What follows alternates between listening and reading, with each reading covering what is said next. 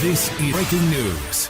Tim Scott says fentanyl isn't the only poison harming America, warns against politicians selling drug of victimhood. Senator Tim Scott, RSC, gave a speech at Drake University in Iowa on Wednesday, further fueling speculation that the Republican senator is gearing up to join the 2024 presidential race. Scott's remarks eschewed many of the talking points common in the Republican Party since its embrace of former President Donald Trump. At some points during the speech, Scott explicitly attacked leaders who traffic in grievance politics. Scott spoke of a new American sunrise and offered a positive view for America's future, a stark departure from Trump's American carnage rhetoric, which often casts America as on a path to destruction. Part of Scott's speech aired on Fox News Wednesday and was introduced by anchor Martha MacCallum, who said, "We're watching a lot of 2024 potential folks here. This is Tim Scott. He's in Iowa, and we know Nikki Haley was in Iowa yesterday." MacCallum then cut leg to Scott, whose feed appeared to have some minor audio. "Belief is declining and religious liberty is under assault. Too many Americans have lost faith in each. Neighborhoods and families are drifting apart, and too many of us have lost faith in itself," Scott began, adding, "Fentanyl isn't the only poison flooding our country's politicians and the culture of getting community hooked